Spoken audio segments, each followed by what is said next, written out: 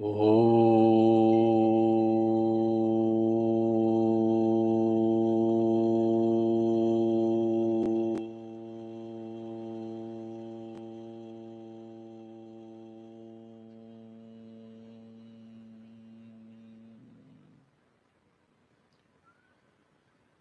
श्री परमात्मने नमः। श्री गणेशाय नमः। श्री सरस्वत्यै नमः। श्री गुरुभ्यो नमः।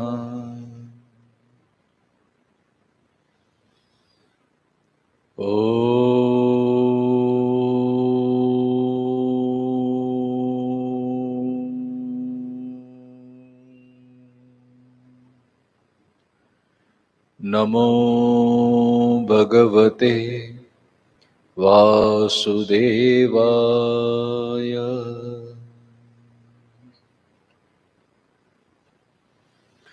ओम पार्थाय प्रतिबोधितां भगवता नारायणेन स्वयं व्यासेन ग्रथितां पुराणमुनिना मध्ये महाभारते अद्वैता मृतवर्षिणीं भगवतीम् अष्टादशाध्यायिनीम् अम्ब त्वाम् अनुसन्दधामि भगवत् गीते भवद्वेषिणी। नमोऽस्तु ते व्यासविशालबुद्धे पुल्लारविन्दायतपत्रनेत्रे येन त्वया भारततैलपूर्णः प्रज्वालितो ज्ञानमय प्रदीपः प्रपन्न परिजाताय स्तोत्रवेत्रैकपाणये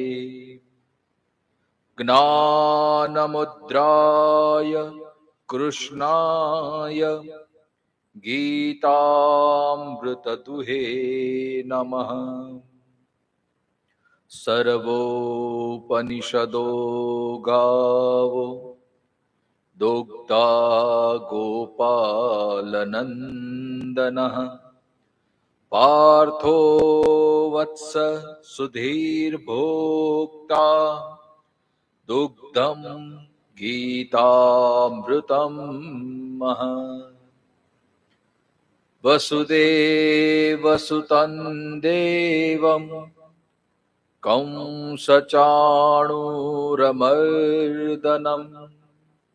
देवकी परमानन्दं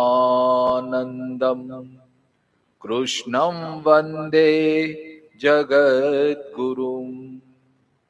भीष्मद्रोणतटा जयद्रथजलात् गान्धारिनीलोत्पला शल्यग्राहवती कृपेण वहिनी कर्णेन वेलाकुल अश्वत्थामविकर्णघोरमकरा दुर्योधनावर्तिनी सोत्तीर्णा खलु पाण्डवार्णवनदी कैवर्तकः केशव पाराशर्यवचः सरोजममलं गीतार्थगन्धोत्कटम् नानाख्यानककेशरं हरिकथा संबोधना बोधितम् लोके सज्जन षट्पदैरहरः पेपीयमानं मुदा भूयात् भारत पंकजं कलिमल प्रध्वंसनं श्रेयसे मूकं करोति वाचालं पंगुर्लंघयते गिरिं यत्कृपातमहं वन्दे परमानन्दमाधवम्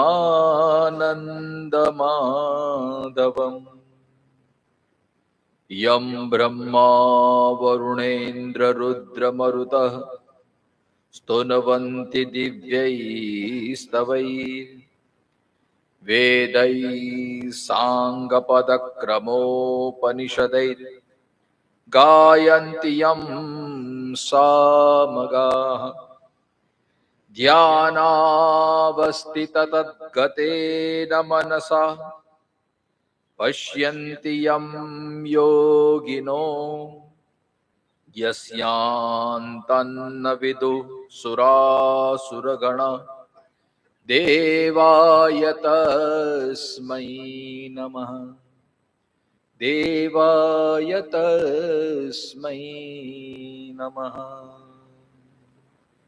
श्री कृष्ण कन्हैया लाल की जय। स्वामी श्री प्रेमपुरी महाराज की जय। ओम नमो भगवते वासुदेवाय। ओम नमो भगवते वासुदेवाय। ओम नमो भगवते वासुदेवाय। ओम नमो भगवते वासुदेवाय। ओम नमो भगवते वासुदेवाय। ओम नमो भगवते वासुदेवाय। ओम नमो भगवते वासुदेवाय। ओम नमो भगवते वासुदेवाय।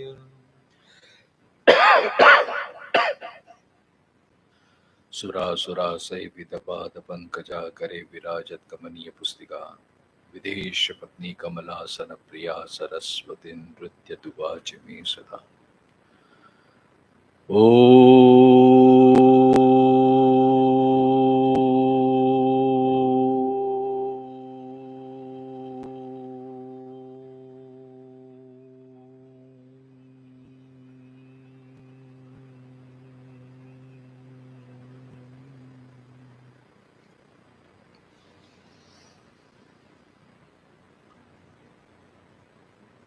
पिछले कुछ दिनों से हम चर्चा कर रहे हैं कर्मयोग की। गीता के तीसरे अध्याय के 19वें, 20वें, 21, 22 ये सब श्लोक भगवान हमें कर्म किस प्रकार करना चाहिए और कर्म करते हुए हम परमात्मा को कैसे प्राप्त कर सके इसकी हमें कुंजी बता रहे हैं, चाबी बता रहे हैं। हमें सबसे बड़ा भय लगता है तो कर्म का ही भय लगता है। कई लोग बोलते हैं कि ये कर्म से हमें बंधन तो नहीं होगा, ये कर्म से हमें पाप तो नहीं लगेगा, ये कर्म से हमें पुण्य की प्राप्ति होगी, ये कर्म से ये करेगा होगा फलाना ढिकना। ये सब हम कर्म से डरते होते हैं। जैसे अर्जुन की भी मनस्थिति हो गई कि ये कर्म से मुझे पाप लगेगा, ये कर्म से, तो पाप पुण्य से कैसे बचे ये सब बताने के लिए भगवान यहाँ पे, मतलब अर्जुन ने जो जो प्रश्न के, अर्जुन ने प्रथम अध्याय में जो जो बात उठाई उसी का एक रह करके भगवान हमें ये गीता का तत्व ज्ञान देते हैं। मतलब संगति है, ऐसा नहीं कि भगवान ने बस मन में आए और बोलना शुरू कर दिया, जो भी आया बोलने। जो जो अर्जुन ने बात बताई थी, पाप पुण्य वो कर्म से ही जुड़े हुए हैं। तो भगवान ये बता रहे हैं, अर्जुन को ये लगता है कि ये कर्म न करने से मैं पाप से बच जाऊंगा, अगर ये कर्म करूंगा तो मुझे पाप लगेगा। तो भगवान हमें बताते हैं कि कौन से कर्म हमारे लिए पाप रूप हैं, कौन से कर्म पुण्य रूप हैं, और उनसे ऊपर की स्थिति कि पाप पुण्य से भी परे ऐसे भी कर्म होते हुए, चाहे कर्म कोई भी हो, लेकिन उससे हम मुक्त हो सकते हैं। फिर कर्म के कारण हमें बंधन में नहीं पड़ना पड़ता। देखो, फिर भगवान ने उदाहरण भी दिया कि जनकादय, मतलब जनकादय मतलब जनक आदि वगैरह। वैसे तो शास्त्र में बहुत सारे प्रमाण हैं ऐसे, जैसे याज्ञवल्क्य हैं, मैत्रेय हैं, गार्गी हैं, विदुर जी हैं, जनक जी हैं, और भगवान स्वयं, भगवान अपना भी उदाहरण देते हैं। 22वें श्लोक में, 22, 23, 24 ये 3 श्लोक में भगवान ने खुद की बात की है कि मैं भी कर्म करता हूं, न मुझे कुछ उद्देश्य है। अब अर्जुन के लिए तो राज्य की ये है, प्रजा को रक्षण की भावना है, उनका को उद्देश्य है, लेकिन प्रभु का क्या उद्देश्य होता है? फिर भी भगवान आते हैं, फिर भी भगवान कर्म करते हैं, फिर भी भगवान लीला करते हैं। अच्छा, यहां पे यही भी बात है कि भगवान जो करते हैं वो लीला, और हम जो करते हैं वो कर्म। ऐसा फर्क क्यों? इसका कारण यही है कि हमारा जो भी कर्म होता है उसमें या तो राग होता है या तो द्वेष होता है। कर्म के प्रति कुछ ना कुछ आसक्ति रहती है। हमारा कर्म का उद्देश्य कुछ ना कुछ प्राप्ति होती है, या कर्म नहीं करने का कारण भी कुछ छोड़ना होता है, छूटना होता है, जहां द्वेष होता है, जो हमें रुचि नहीं लगती वो हम अनायास छोड़ देते हैं कर्म। इसका मतलब ये नहीं कि हम त्यागी हो गए, हम बहुत कुछ नहीं करते हैं, और जो करते हैं उसमें कुछ राग होता है। तो यहां पे भगवान कहते हैं कि फर्क मात्र का होना चाहिए। देखो, कर्म में कोई फर्क नहीं होता, जो ज्ञानी करता है, जो अज्ञानी करते हैं, हम जैसे साधारण मनुष्य करते हैं वही ज्ञानी लोग भी करते हैं। हम जैसे सुबह उठते हैं, खाना पीना खाते हैं, शरीर निर्वाह के लिए हम कपड़े पहनते हैं, धन कमाते हैं, तो आपने ज्ञान प्राप्त कर लिया उसका मतलब ये नहीं कि खाना पीना छोड़ दो, स्नान करना छोड़ दो, पैसा कमाना छोड़ दो, चलेगा ही नहीं जीवन। फिर कर्म त्याग से वो त्यागी नहीं बना जाता है, कर्म तो करने ही पड़ेंगे आपको। तो भगवान यहाँ पे इसलिए कर्म का बहुत ही विस्तार से, आप जितनी चर्चा करो उतना कम है। और सबसे बड़ा कठिन जो कोई मार्ग होता है कर्म मार्ग है। इसलिए भगवान कहते हैं गहना कर्मणो गति, कर्म की गति बहुत गहन है।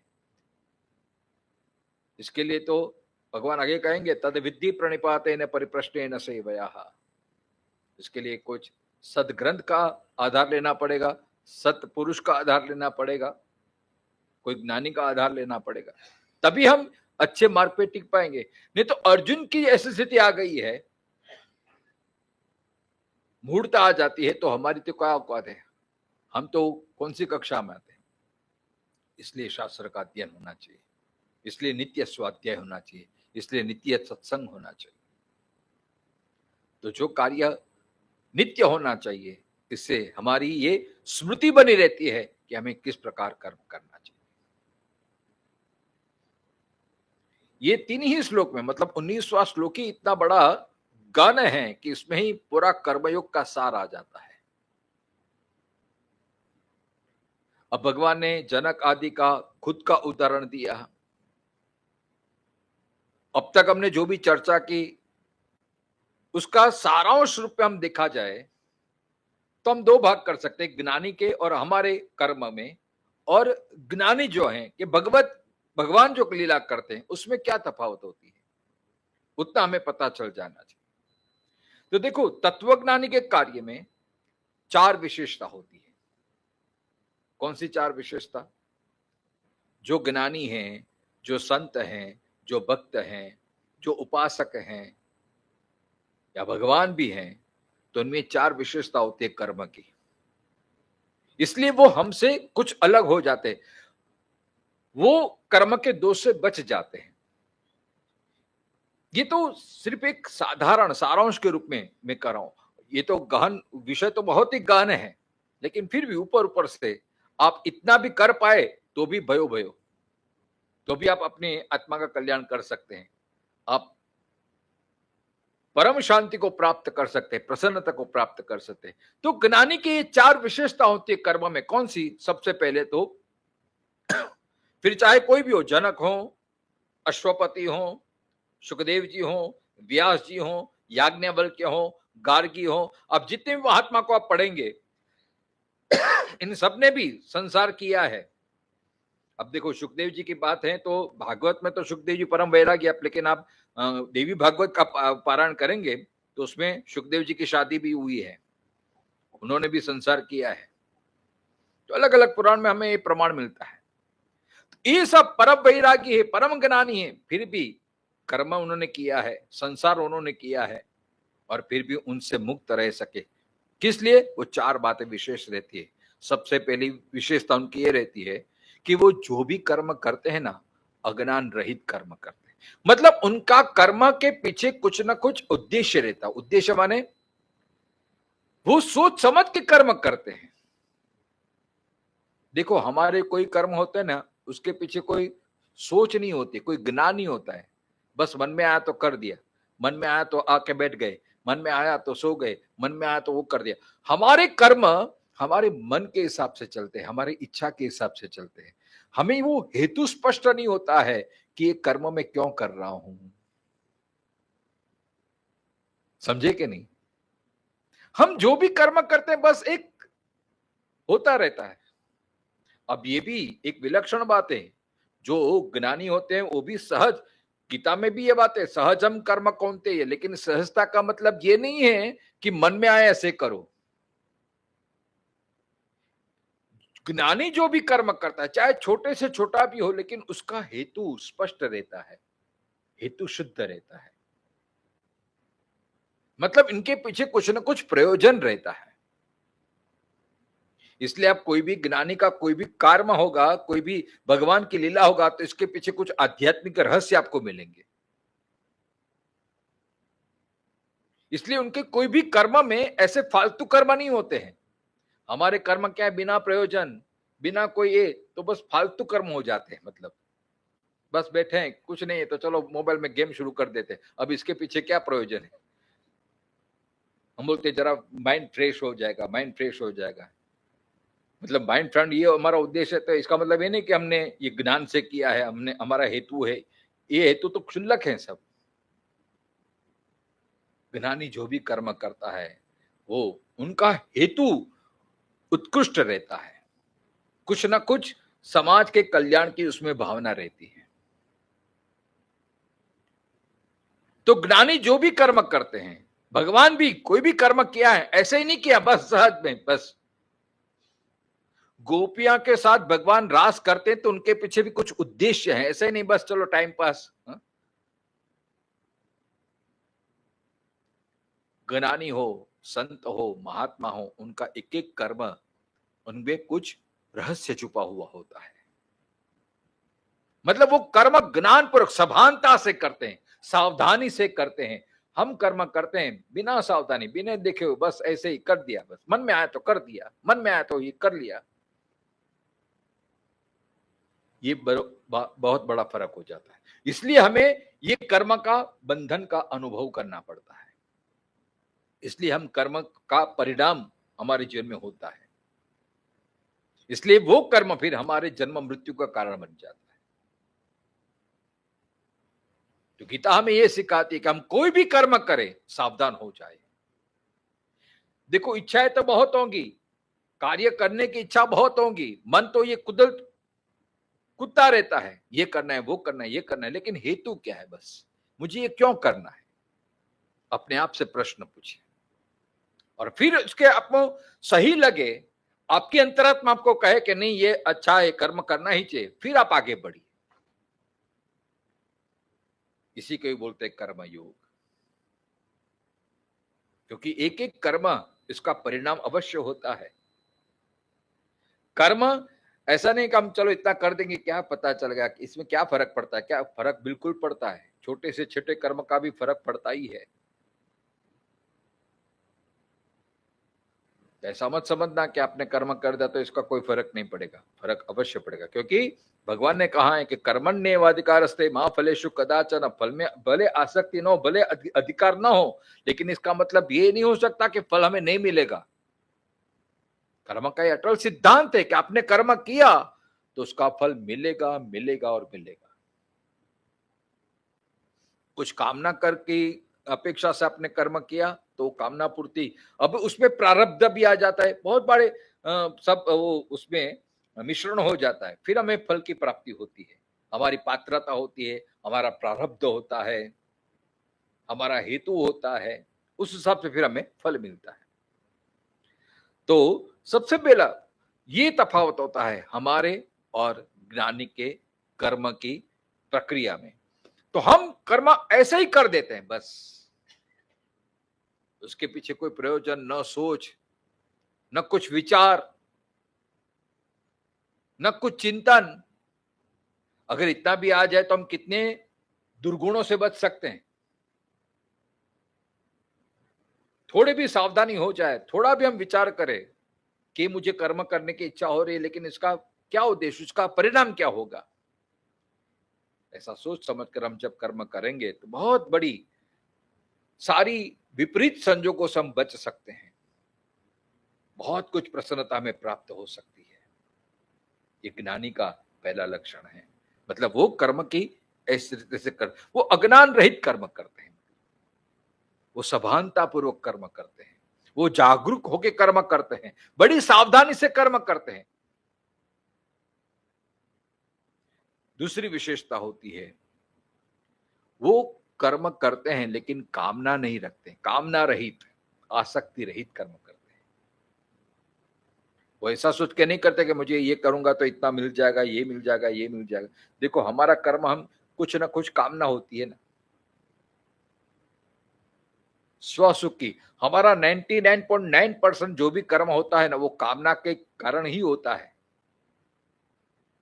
मुझे ये मिलना चाहिए, मुझे इतना ये प्राप्त होना चाहिए, ये होना चाहिए। और जहां कामना आई, अपेक्षा आई, तो दुख आएगा ही आएगा। आशा दुखस्य कारणम, ये सूत्र है। आशा आई कि दुख आएगा ही। जहां आशा में कुछ रुकावट आती है, जो आपने सोचा है उसके हिसाब से नहीं मिलता है, तो तकलीफ होगी ही होगी, मन अशांत होगा ही होगा। आप चाहे कुछ भी कर लो, आप भले चाहे दिखावा ना करो, अरे मैं तो बड़ा प्रसन्न हूं, कोई बात नहीं, उसमें क्या हो गया, लेकिन अंदर से तो बहुत फूट फूट होता है, अरे रे मेरा नसीब ही फूटा हुआ है, क्या करे, भगवान मेरे तरफ देखते ही नहीं है। कैसी निराशा, कैसी मायूसी छा जाती है। आप लाख छुपाने की कोशिश करो, लेकिन मन उदास हो जाता है तो चेहरे पे उसका प्रतिबिंब दिखाई दे ही पड़ता है, क्योंकि आशा बहुत रखी थी आपने। आप देखो, आपका 90% दुख का कारण यही है, निराशा, मतलब आशा जो आपने रखी थी वह पूरी न हुई।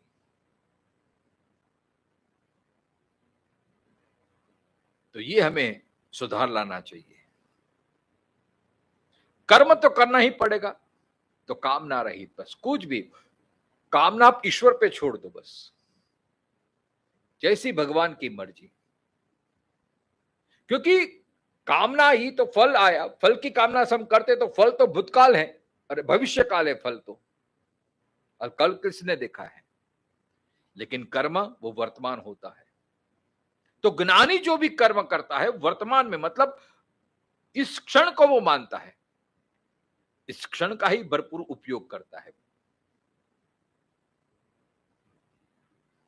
इसलिए कामना रहित कर्म ये ज्ञानी का लक्षण है। फिर वो चाहे परिवार चलाता हो, चाहे राज्य चलाता हो, चाहे देश चलाता हो, कोई भी कर्म करता हो, अरे उनकी उपासना भी कामना रहित होता है, निष्काम। इसलिए भक्ति की श्रेष्ठता जहां निष्कामता होती है, वो भक्ति श्रेष्ठ है। ज्ञान भी अपनी अहम तुष्टि के लिए नहीं, वो ज्ञान भी उसका सहज होता है, निष्काम होता है। मैं लोगों को उपदेश दूं, मैं सबको ये कर दूं, लोगों को सिखाऊं, ऐसा उसको में नहीं होता है। स्वांत सुखाय, जैसे तुलसीदास जी ने शब्द दिया, रामायण का पूरा ये किया, तो तुलसीदास का ये महिमा नहीं था कि लोग मेरी प्रशंसा करें, लोग मेरे ग्रंथ को पढ़े, लोग मेरे ग्रंथ को सर्टिफिकेट दे, मेरी यथ यात्रा निकाले, मेरे पैर छुए, लोगों को मैं दिखा दूं। काशी के पंडितों को उन्होंने शास्त्रत किया, लेकिन तुलसीदास जी के हृदय में बिल्कुल ये भावना नहीं थी, न दिखावा था, न अपने ज्ञान का प्रदर्शन करना था। उन्होंने यही शब्द, बस स्वांत सुखाय, अपनी अंतःकरण की शांति के लिए, मन की प्रसन्नता के लिए। अभी आप बोलेंगे कि ये स्वांत सुखाय, स्वसुख, मतलब सुख में भी देखो दो प्रकार हैं। एक सुख होता है वस्तु राहित्य, व्यक्ति रहित्य, वो सुख परम आनंद की अनुभूति होते हैं। स्वांत मतलब अपने भीतर से जो सुख आता है ना, वो परमात्मा का स्वरूप है। और एक सुख होता है कुछ आधारित सुख होता है, मतलब अमुक चीज मिल जाए तो मुझे सुख हो जाएगा, अमुक व्यक्ति मिल जाएगा तो मुझे सुख हो जाएगा, या इतना पा जाऊंगा तो मुझे सुख आ जाएगा। तो वो सुख, वो सांसारिक सुख है। तो जो स्वांत सुखाय है वो हमारा जन्मसिद्ध अधिकार है। उसको आप स्वांत सुख बोलो, आनंद बोलो, प्रसन्नता बोलो, ये तो हमारा अधिकार ही है। वो तो हमारा जन्मसिद्ध, वो तो हमें प्राप्त ही है, वो तो परमात्मा का ही स्वरूप है। परम शांति, परम आनंद, परम सुख, ये सब पर्यायवाची शब्द है, वो ईश्वरवाचक ही शब्द है। लेकिन वो होता नहीं है, क्योंकि हमारा सुख डिपेंडेंट रहता है। तो ये जो ज्ञानी लोग हैं, वो बिना आसक्ति रहित, बिना अटैचमेंट, कामना रहित, कुछ चाह किए बिना ही वो कर्म करते हैं बस। तो कामना रहित कर्म। तीसरा उनका विलक्षण ये बात होती है कि विक्षेप रहित। विक्षेप रहित माने वो कर्म की धारा उनकी अविरत चलती रहती है। देखो 19वें श्लोक में भगवान कहते हैं तस्मात् असक्त सततम, वो सातत्य रहता है।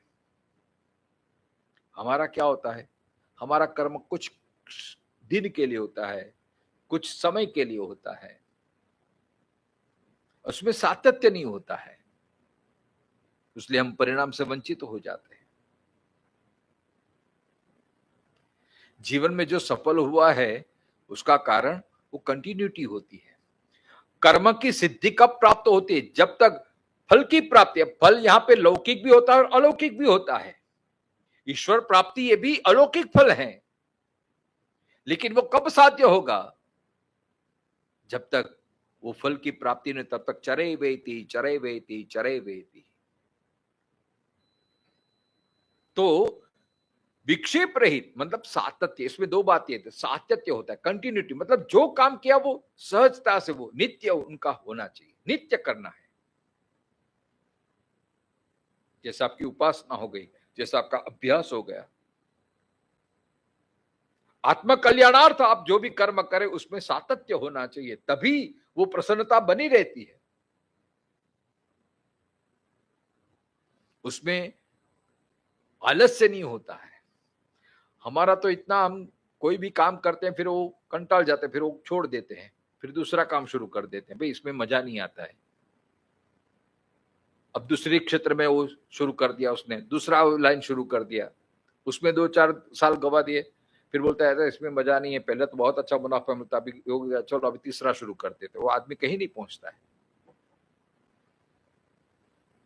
लेकिन एक ही राह पकड़ चल चला चल, पा जाओगे मधुशाला। हरिवंश राय बच्चन ने वो मधुशाला में ये पंक्ति बहुत ही अच्छा, अलग अलग राह पकड़ते हैं सब, पर मैं कहता हूं तुमसे ये, एक ही राह पकड़ चल चला चल, पा जाओगे मधुशाला। ये कर्म की सिद्धि कब होती है, आप एक ही कर्म बारंबार, इसलिए एक मंत्र, एक देव, उपासना मार्ग में ऐसे सिद्धांत बताए हैं, एक आसन, एक माला, एक दिशा। इसके पीछे का भाव ये है कि तभी आपको ये सिद्धि होगी, तभी आपको श्रेष्ठ फल की प्राप्ति होगी। अब जो भी कर्म है उसमें सातत्य होना चाहिए। इसलिए नित्य सेवा, नित्य उत्सव, नित्य सत्संग, तभी उसकी अनुभूति आपको बनी रहेगी।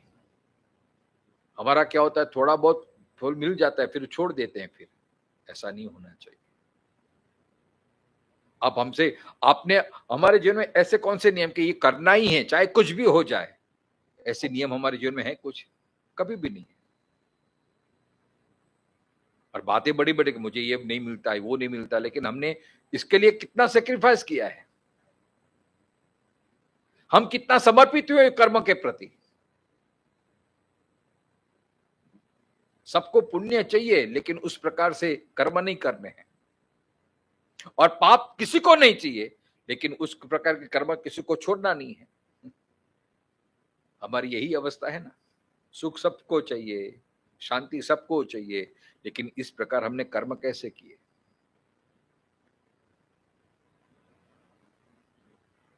तो जो ज्ञानी होता है, भले चाहे कुछ मिले या ना मिले, अनुभूति हो या ना हो, लेकिन उसका कर्म कभी वो छोड़ता नहीं है।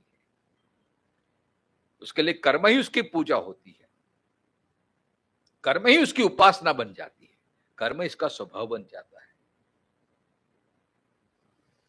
आप देखिए, जो भी क्षेत्र में जो भी व्यक्ति सफल हुआ है वो निरंतर, कोई भी कलाकार होगा, आप किसी वाद्य के शौकीन होंगे, जैसे तबला वादक जाकिर हुसैन, इनसे श्रेष्ठ और कोई है ही नहीं, लेकिन अब वो सोचने लगा कि चलो मुझे आ गया, अब बजाएगा ही नहीं, वो रियाज ही नहीं करेगा, तो फिर वो सिद्धि बनी रहेगी? नहीं। कोई भी कलाकार होगा, आप गायन के क्षेत्र में, संगीत के क्षेत्र में विद्या है, तो भी आपको वो साधना चालू रखनी पड़ती है।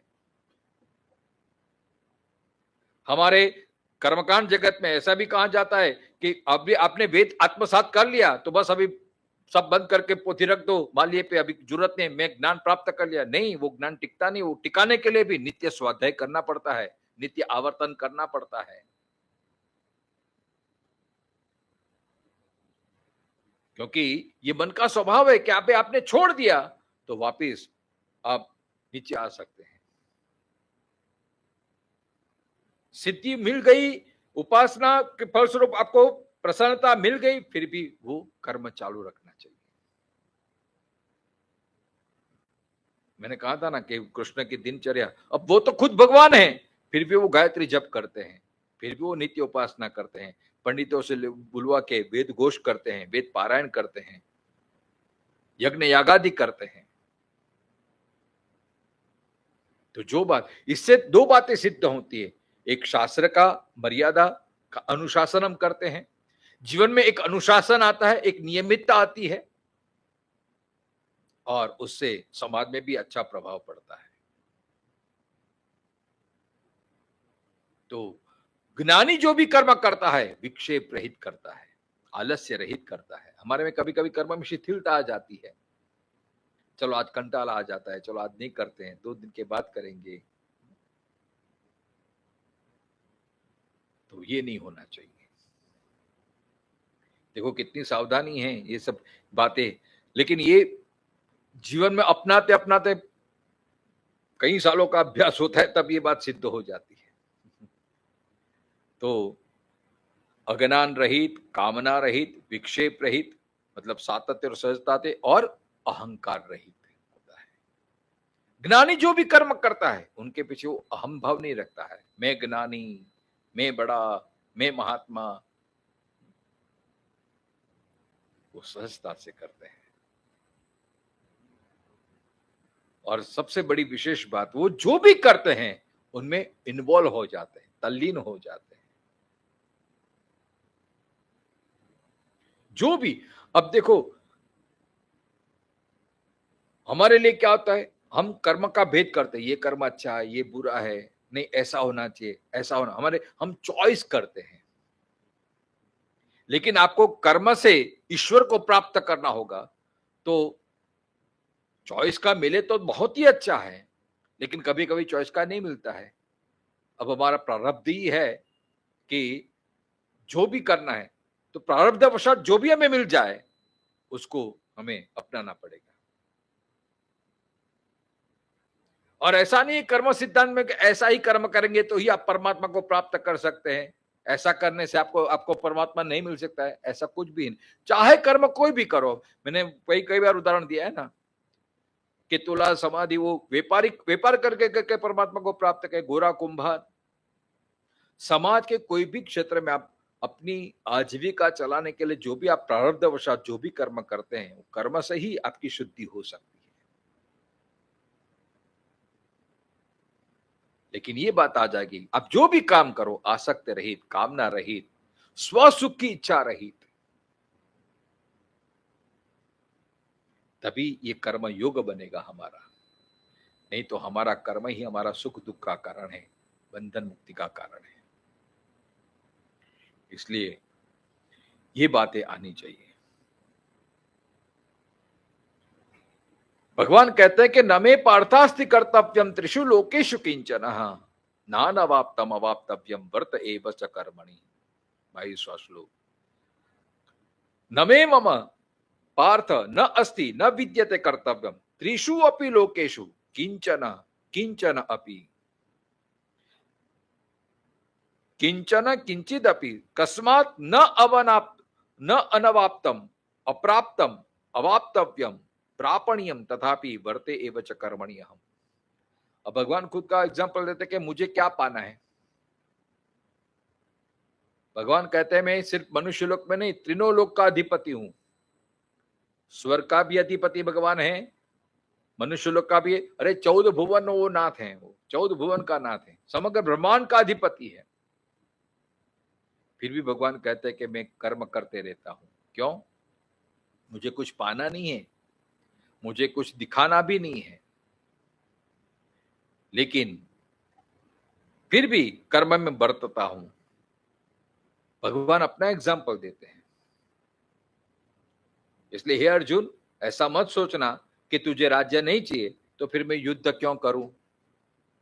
ऐसा स्वार्थी नहीं बनना चाहिए। भले तुझे कुछ नहीं चाहिए, लेकिन तेरे कर्म से अगर राष्ट्र का कल्याण है, कल्याण हो सकता है, समाज का कल्याण हो सकता है, तेरे जैसे क्षत्रियों में कुछ अच्छा मैसेज जाता है तो भी वो तुझे करना चाहिए। इसलिए भगवान देखो, भगवान जब सर्जन करते हैं तो उसमें राग भी नहीं होता है, और राग न होने के कारण उनको पुण्य भी नहीं मिलता है। कई लोग बोलते हैं भगवान ने कौन उसको मारा तो उसको पाप नहीं लगा क्या, और हमने किसी को मारा तो हमको पाप लगेगा, हमको पाप पुण्य लगेगा। और भगवान जो भी करते हैं, इतने राक्षसों को मारते हैं तो भगवान को कितना पाप लगता होगा। लेकिन मैंने बोला ना, कर्म का हेतु क्या होता है। देखो, मारना वो पाप है, लेकिन सिर्फ इतना ही समझ कर पकड़ के रखेंगे तो बहुत सारा कंफ्यूजन हो जाएगा। फिर तो राजा अपने राष्ट्र की रक्षा के लिए शत्रुओं पे चढ़ाई करते तो राजा ने पाप कर दिया? नहीं, वहां पे कर्तव्य भाव आ जाता है। देखो, कर्म का यही सिद्धांत है कि कर्म में हम जो भी करते हैं उसमें थोड़ा बुद्धि होना चाहिए, थोड़ा ज्ञान होना चाहिए, थोड़ा विवेक होना चाहिए, थोड़ा संविधान होना चाहिए। जो कानून है, इसके लिए शास्त्र ने नियम बनाए कि हमारे अधिकार में कौन सा कर्म आता है। अब अहिंसा का भाव, सब पे जीव दया रखनी चाहिए, सबको अहिंसा रखना चाहिए, किसी को मारना नहीं चाहिए, ये हमारे लिए अच्छा है, हमारे लिए बड़ा धर्म का भाव है। लेकिन यही उपदेश हम देश के सैनिकों को देंगे कि भाई युद्ध नहीं करना है, कोई आए आपको एक चपाटा मारे तो उसको दूसरा चपाटा कर दो, तो सैनिक के लिए वो तो विनाश का कारण बन जाएगा। तो जो कर्म के सूत्र हैं वो किसके लिए हैं? अधिकार भेद है ना, वो देखना चाहिए। देखो, ये कंफ्यूजन इसीलिए होते हैं, लोग इसलिए भ्रमित हो जाते हैं। इसलिए भगवान आगे के श्लोक में कहते हैं कि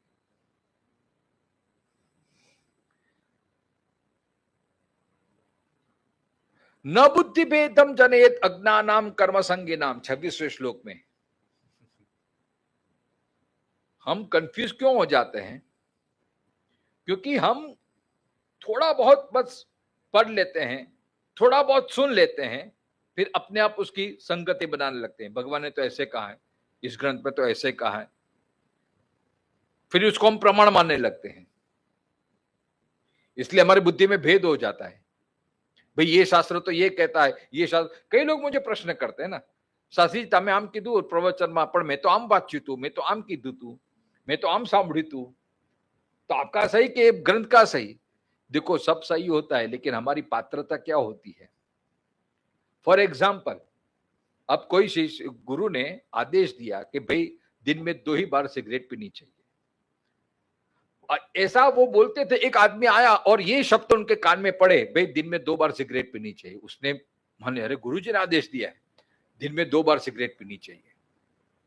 अब उसने सोचा नहीं कि गुरु ने किस उद्देश्य से किया, उसकी संगति क्या थी। अब वो एक व्यसनी आया था, चेन स्मोकर था, वो बोलता है महात्मा जी मुझे कुछ उपदेश दीजिए, मेरे से सिगरेट नहीं छूटती, मुझे सिगरेट नहीं, मुझे कुछ उपदेश दीजिए। अब गुरु ने सोचा कि उसको फटाक से बोलने बोले को बस की बात नहीं है, तो गुरु जी ने सोचा भाई तू दिन में 20-25 सिगरेट पीता है, उससे अच्छा भी तू कम कर दे, अब सिर्फ 2 ही सिगरेट पीना शुरू कर दे। तो वो जो चेन स्मोकर था, उनके लिए दिन में 2 सिगरेट वो कल्याण का कार्य है, उनके लिए वो बराबर है। लेकिन जो सिगरेट पीता ही नहीं है, तो उसका मतलब इनको नहीं पीता तो चलो दिन में 2 बार शुरू कर दो, गुरु ने कर दिया, एक गुरु ने बोला है, बस यही गड़बड़ हो जाती है। तो शास्त्र जो भी हमें प्रमाण देते हैं, वो हमारी पात्रता के हिसाब से देते हैं। अब जो एबीसीडी नर्सरी का बच्चा है, तो उसमें एबीसीडी से शुरू करना पड़ता है, लेकिन जो एमए का है तो उनके लिए ज्ञान अलग होता है, उनकी कक्षा जैसे जैसे आपकी पात्रता बढ़ती है, उस हिसाब से आप उस मार्ग में चलने लगते हैं। तो शास्त्र भेद उत्पन्न नहीं करते हैं, उसको समझना चाहिए कि किस संदर्भ में कहा जा गया है। अब जो आपने रास्ता तय कर दिया है, तो वापस मुड़ने की जरूरत नहीं है। इसलिए गीता में भगवान ने निष्काम कर्म योग की बात की है, लेकिन आगे प्रथम अध्याय में भगवान प्रलोभन भी दिया है कि हतो वा प्राप्त से स्वर्गम जित्वा वा मोक्ष से महिम। अगर तू युद्ध करेगा और मर जाएगा तो तुम्हें स्वर्ग की प्राप्ति होगी, और युद्ध करेगा तो तुम्हें ये राज्य की प्राप्ति होगी। मतलब दोनों हाथ में लड्डू है तेरे। तो वहां भी फले का, भगवान ने फल की अपेक्षा बताई कि नहीं? अब छोड़ो, कई कई आप देखो उपासना कांड में, जैसे लोग वैभव लक्ष्मी का व्रत करते हैं, संतोषी माँ का व्रत करते हैं, उसके पीछे यही तो प्रॉब्लम, आप इतना व्रत करेंगे तो महालक्ष्मी प्रसन्न हो जाएगी, आपके घर में पैसों की बारिश हो जाएगी, इसके कारण हम व्रत करना शुरू कर देते हैं।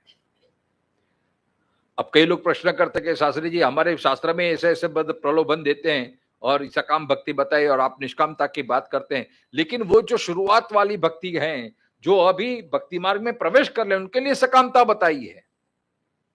अब जैसे जैसे आप भक्ति में आगे बढ़ेंगे तो आपको ज्ञान होने लगेगा कि ये क्षुल्लक फल की लालसा के लिए मैं भगवान को भज रहा हूं, ऐसा नहीं होना चाहिए। जब छोटा बच्चा स्कूल में नहीं जाता तो हम भी प्रलोभन देते हैं ना, बेटा स्कूल पे आएगा ना फिर कैडबरी दूंगा तुझे, आइसक्रीम खिलाऊंगा, तेरे को स्कूल जाना पड़ेगा, क्योंकि बच्चे को स्कूल नहीं जाना है, अच्छा नहीं लगता है।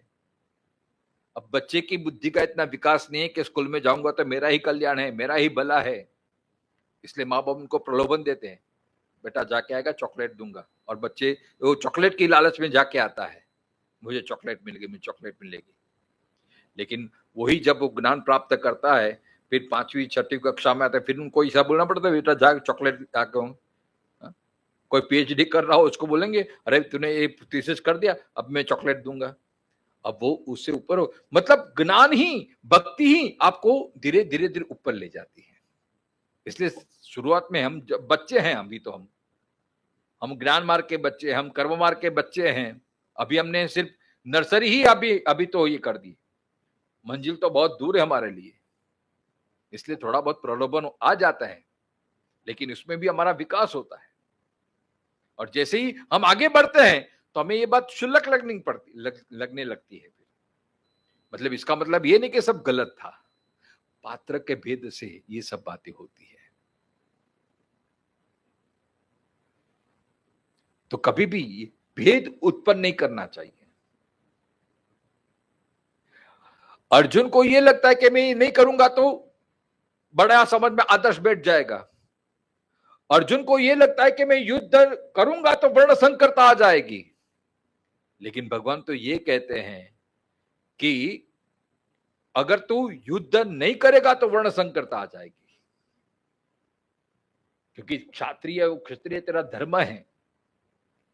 अगर तू युद्ध नहीं करेगा तो आने वाली पीढ़ी यही आदर्श मानेगी कि देखो अर्जुन ने भी अपने मित्र के लिए, अपने भाइयों के लिए उन्होंने युद्ध नहीं किया, तो जहां अपना भाई आ जाता है, जहां अपना मित्र आ जाता है, जहां अपना स्वजन आ जाता है, तो फिर बांधछोड़ करो, फिर कोई बात नहीं, उसमें थोड़ा वो कर्मों के सिद्धांत में थोड़ा बांधछोड़ कर सकते हैं, फिर वहां फर्ज बाजू पे रह जाता है। और हमारा यही तो होता है साहब, बड़ी कर्म धर्म की बातें करते हैं, लेकिन खुद के लिए, खुद का होता है तो हम कितना बांधछोड़ कर देते हैं, क्योंकि वहां आसक्ति है, स्वजनासक्ति है। खुद का बेटे को प्यास लगी है, दूध तो पूरा ग्लास भर के दूध देंगे, और भतीजा आ गया, पड़ोसी वाला लड़का आ गया तो तोल तोल के देंगे। अच्छी वस्तु तो फ्रिज में छुपा के रखते हैं मेरे बेटे के लिए। मेहमान आए तो कितना देना है वो बाप तोल के ही देते हैं सब। वहां मोह है, हमारा आसक्ति है, स्वजनासक्ति है। तो फिर वहां फर्ज, ड्यूटी सब साइड पे चला जाता, धर्म साइड पे चला जाता है। विनोबा जी ने अच्छा उदाहरण दिया है। देखो मोह कैसे काम करता है। एक न्यायाधीश थे, उन्होंने ऐसा नियम बनाया कि जो किसी की हत्या करता है तो उसके बदले में उसको फांसी की, मृत्यु की सजा, मृत्यु होनी चाहिए, ऐसे नियम बनाए। और इस कानून को लाके उन्होंने कई गुनहगारों को ऐसे फांसी के सजा दी थी। अब एक दिन ऐसी स्थिति आ गई, खुद का ही लड़का, उसने क्रोध के आवेश में किसी की हत्या कर दी। अब ये केस ये न्यायाधीश के पास आया। अब वो बड़ी बड़ी बातें करने लगा, धर्म की बातें करने लगा। अरे रे, ये बहुत कठोर नियम बना दिया है, ये कानून में कुछ सुधार लाना चाहिए, ये संविधान में थोड़ा फर्क लाना चाहिए, इससे तो गुनहगार को सुधरने का मौका नहीं मिलता है, हमें उन्हें कुछ तक देनी चाहिए ताकि वो दूसरी बार ऐसा कर्म न करे। ये फांसी की सजा तो बहुत क्रूर मानी जाती है, हमें थोड़ा फर्क करना चाहिए। तो लोग पागल है क्या? लोगों को लगता है कि भाई अब खुद का ही लड़का आया है गुनहगार बन के, तो इसलिए ये बड़ी बड़ी बातें कर रहे हैं, धर्म की बातें कर रहा है। पहले ये विचार नहीं आया। इसके पहले कितने सारों को उन्होंने फांसी पे चढ़ा दिया, क्योंकि न्यायाधीश जो बात कर रहा था वो धर्म की बात कर रहा था, अहिंसा की बात कर रहा था, मानव कल्याण की बात कर रहा था, लेकिन उसके पीछे उसका मोह था। ये मोह के कारण ये सब बातें कर रहा था। अर्जुन भी यही सब बड़ी बड़ी बातें करता है, सन्यास की बात करता है, त्याग की बात करता है, अहिंसा की बात करता है, लेकिन भगवान को समझ में आए थी कि ये जो बात बोल रहा है उसके पीछे उसकी स्वजनासक्ति है, मोह है।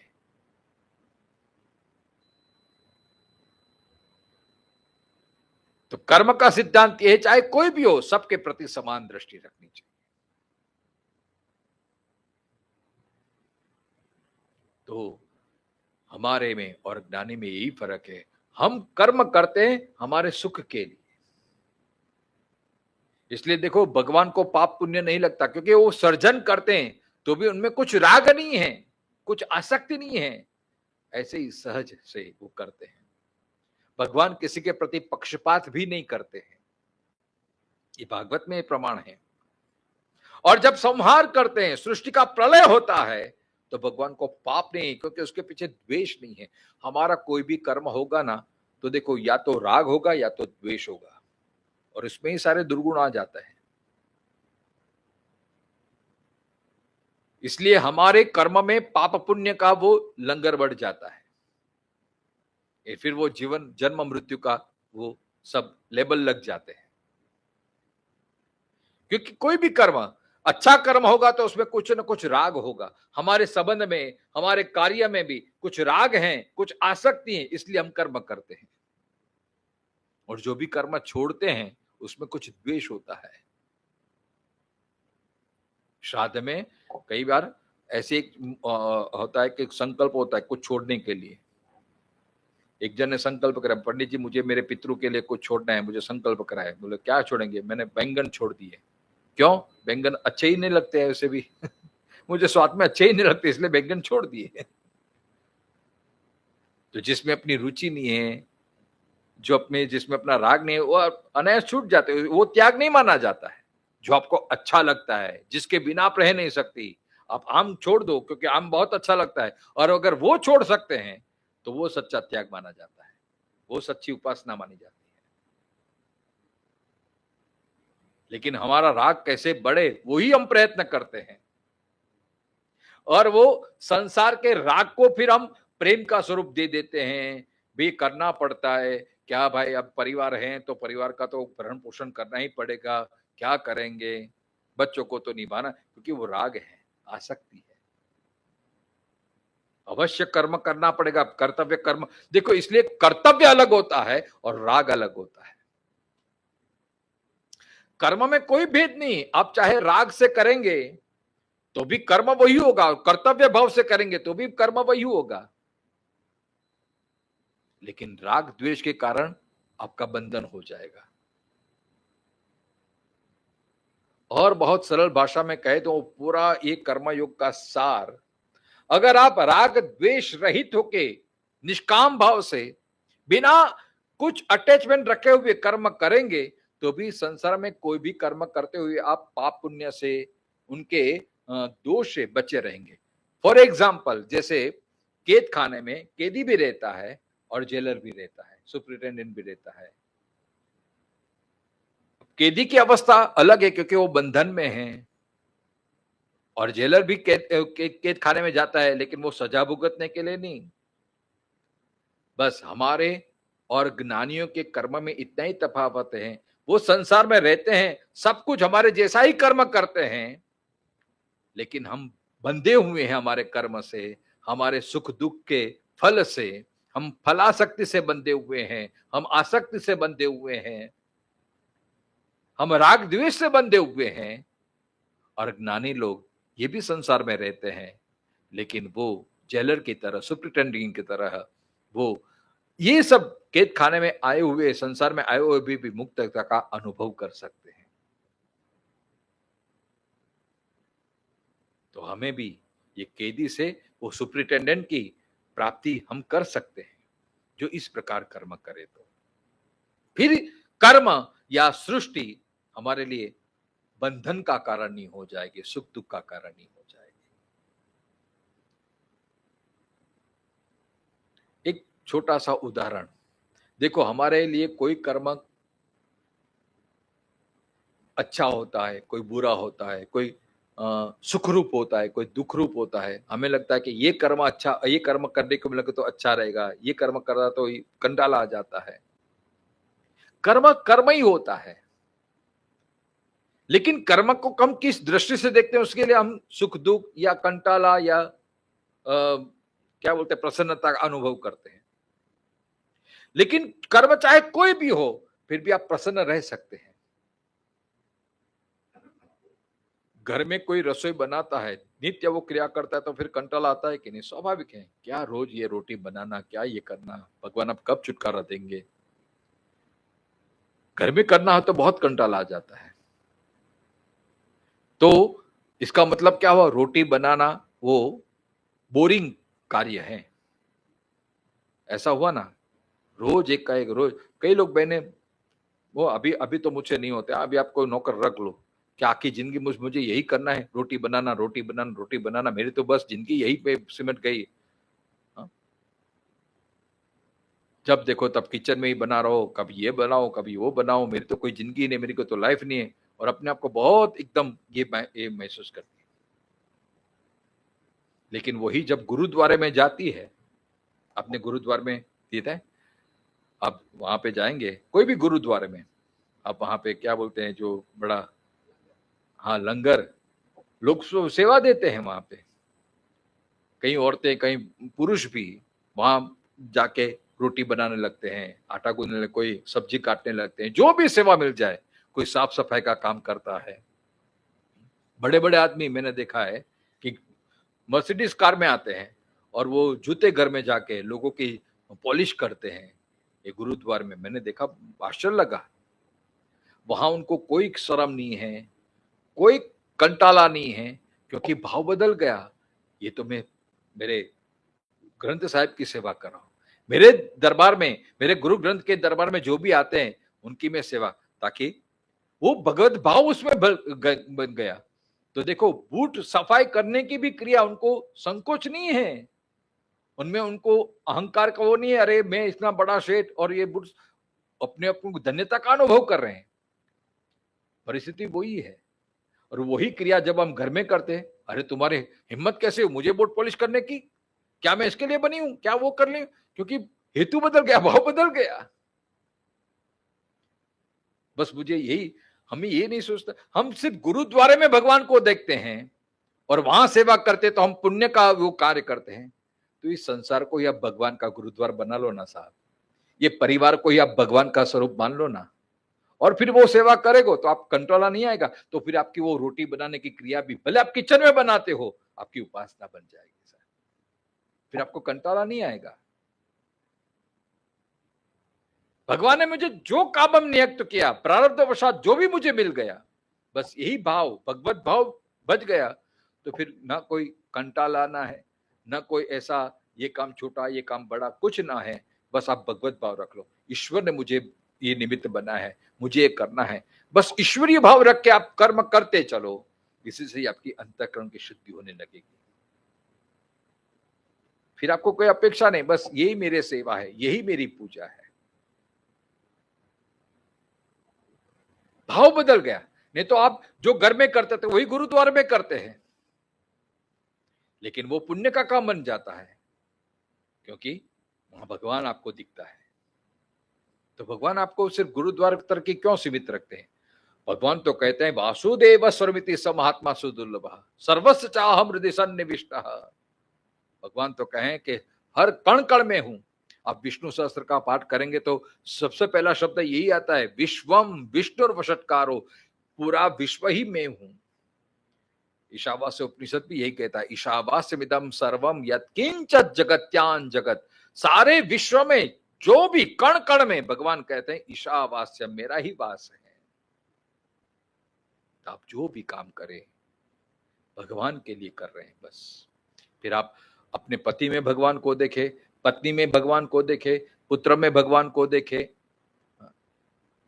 अपने से जो बड़े हैं सीनियर उसमें भगवान को देखे, छोटों में भगवान को देखो, सब भगवत भाव करके आप कर्म करो और सेवा का भाव रखो, तो फिर कोई भी कर्म हो चाहे वो आपके लिए कल्याण का मार्ग बन जाएगा। लेकिन हमारे में भेद रहता है, ये अच्छा काम है, ये बुरा काम है, ये अच्छा आदमी है, बुरा आदमी है, ये नहीं करना चाहिए, ये करना चाहिए। तो ये सब इसलिए बंधन आ जाते हैं। समय हो गया है, शेष कल और चर्चा करेंगे। ओम पूर्णमदः पूर्णमिदं पूर्णात् पूर्णमुदच्यते पूर्णस्य पूर्णमादाय पूर्णमेवावशिष्यते।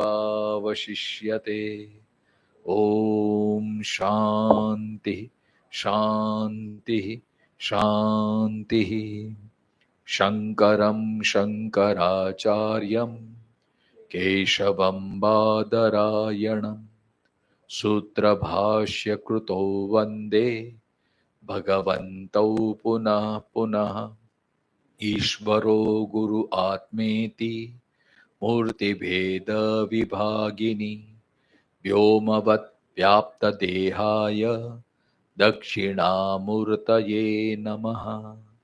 ओम शांति शांति शांति। हरि ओम।